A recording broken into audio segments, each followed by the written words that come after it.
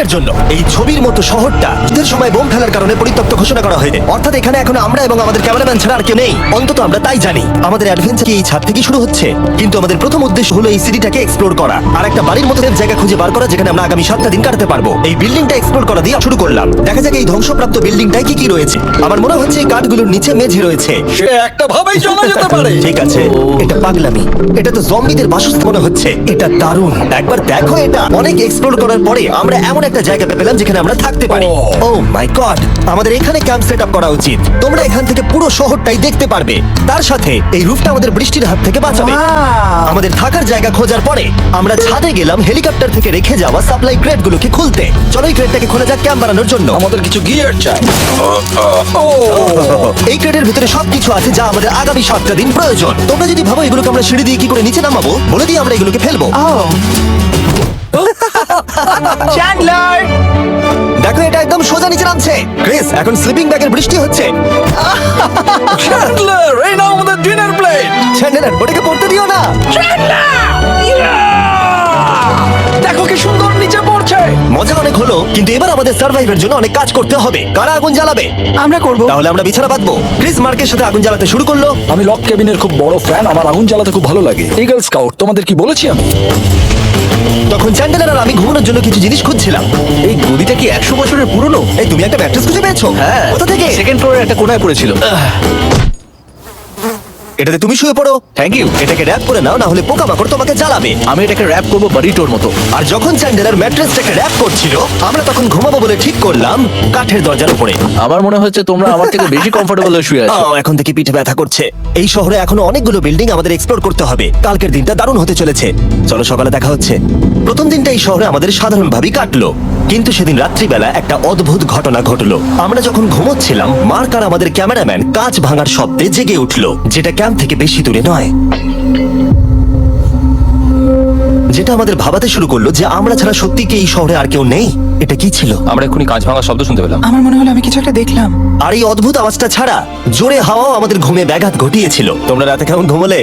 খুবই বাজে। তাহলে ঘুম থেকে ওঠার পরে আমরা ব্রেকফাস্ট তৈরি করলাম আর একটা নতুন শেল্টার খোঁজার জন্য তৈরি হলাম। আমি প্রথমবার ছেলে দিয়ে বানানো কিছু খাচ্ছি। আমার এত খিদে পেয়েছে যে কিছু কেয়ার করতে পারছি না। তুমি রাফটেও খেয়েছিলে। ক্যানচেলি খাওয়ার জন্য আমি কবে এরকম এক্সাইটেড হয়েছি। আমার মনে হচ্ছে আমার ব্রেন সে ব্যাপারে ভাবতেই চায় না। এইরকম একটা পুষ্টিকর ব্রেকফাস্টের পরে আমরা আমাদের ড্রোনগুলোকে ছাড়লাম নতুন বিল্ডিং এক্সপ্লোর করার জন্য। আমরা এই বিল্ডিংটা এক্সপ্লোর করিনি, এই হোটেলটাও দেখিনি। এখানে একটা গোটা শহর রয়েছে। যাই হোক, বিল্ডিংগুলোকে স্ক্যান করার সময় হঠাৎ আমরা একটা অতিথিকে দেখতে পেলাম। ওই দেখো একটা বিড়াল। এই নিচে ওখানে একটা আমি বিড়াল। ওই বেলটার একদম সামনে ল্যান্ড করাবো। ওর কাছে চলে গেছে।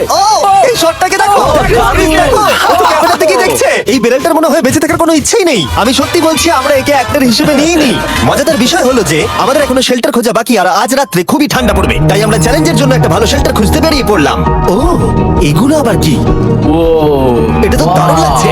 এটা বেশ আর্টিস্টিক টাইপের দেখতে। এটা দেখতে খুব একটা ভালো না হলেও কিন্তু বেশ ভালো লাগছে। Zombie apocalypse aesthetic.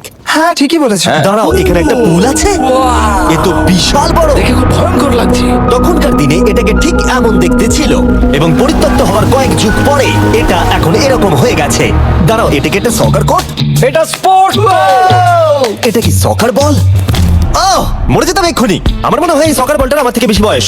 আমাদের সবার থেকে বেশি বয়স হবে। না, শুধু মার্ক ছাড়া, কারণ মার্ক বয়স্ক। আমাদের দুটো অপশন আছে। আমরা এই টানেলটা ধরে এগিয়ে গিয়ে সামনের অংশটা এক্সপ্লোর করতে পারি, অথবা যেহেতু সূর্য ডুবতে আর কয়েক ঘন্টা বাকি, তাই ঠান্ডার হাত থেকে বাঁচতে আমাদের এখানেই থাকা উচিত। এখানেই থাকবো। এটা কিন্তু বেশ ভালো আইডিয়া। আমি জানি। গোটা দিনটা কাটাবার পরে আমরা শেল্টার খুঁজতে বেরোলাম। আমি অবাক হয়ে যাচ্ছি যে এই শহরটা কত বড়। আমরা শেষ পর্যন্ত একটা জায়গা পেলাম যেখানে আমরা পরের দিনগুলো কাটাতে পারবো। তাই আজকে আমরা রাতে জমে যাব না। আমরা আমাদের ক্যাম্প এখানে একটা রুমেতে সেট করব। আমরা এখানে একটা ফায়ার পিট রাখবো, ওখানে একটা ওয়াল লাগাবো, তাহলেই থাকা যাবে। হ্যাঁ, মার্ক এগুলো সব করে দেবে। আমি কিন্তু আমরা বলেছি। সব থেকে কঠিন ব্যাপার, এদিকে এসো। আমাদের ক্যাম্প, আমাদের সবকিছু ঠিক ওইখানেতে রাখা।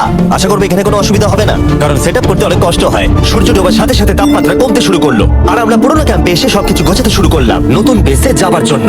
আমরা এখন নিউ ক্যাম্প সাইটে যাচ্ছি। নতুন ক্যাম্প, নতুন ক্যাম্প। নতুন ক্যাম্প। ওকে, আজকে রাত্রে থাকার জন্য আমাদের অনেক পরিষ্কার করতে হবে। জায়গাটা সত্যি খুব জঘন্য, কিন্তু কি করা যাবে? একটা ওয়েদার প্রুফ বেস খুঁজে পাবার পরে আগামী কয়েকটা ঘন্টা সূর্য ডোবার আগে আমরা সমস্ত জিনিসপত্রগুলোকে টেনে টেনে ওপরে তুললাম।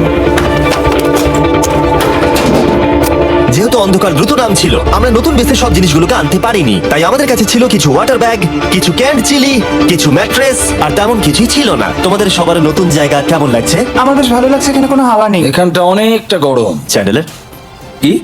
এই চ্যালেঞ্জের 7টা দিনের মধ্যে আজকে হলো তৃতীয় দিন, আর ঘুম থেকে ওঠার পরে আবার এক্সপ্লোর করা শুরু করলাম। খুব সাবধানে। এই সিঁড়িগুলো বড্ড খাড়া। এই সব সিঁড়িগুলোর মধ্যে মাত্র 3টে সিঁড়ি ঠিকঠাক আছে। এই বীজটা তো দারুণ, দেখে তো বিচই মনে হচ্ছে। কারণ এটা একটা বীজ। হ্যাঁ হ্যাঁ হ্যাঁ। বেশি দূর যেতে হলো না, একটা অদ্ভুত ঘটনা ঘটলো। আমি কাউকে দেখতে পেলাম, কি জানি না ওই সিঁড়ির ওখানে মনে হলো কেউ আছে। হ্যাঁ, দেখতে পেয়েছি। জিমি? মনে আছে প্রথম দিন কাঁচ ভাঙার শব্দে আমরা কিরকম ভয় পেয়েছিলাম? আমার মনে হচ্ছে ওই কাঁচ ভাঙার পেছনে এরই হাত রয়েছে। সেই মুহূর্তেই আমরা বুঝতে পারলাম যে আমরা আসলে এই পরিত্যক্ত শহরে একলা নই। আর আমাদের ক্যামেরাম্যান একবার এই মানুষটাকে ড্রোনে স্পট করার পরে আমরা ওকে খোঁজা শুরু করলাম। চলো গিয়ে দেখা যাক। চলো তদন্ত করা যাক। এই বিল্ডিংটা কিন্তু দারুণ। এই ম্যানশনটা এই বড় হোটেলটার পাশে কেন? অনেক যুগ আগে এই হোটেলটা একটা দারুণ ভ্যাকেশন কাটানোর জায়গা ছিল, কিন্তু কয়েক বছর যুদ্ধের পরে এই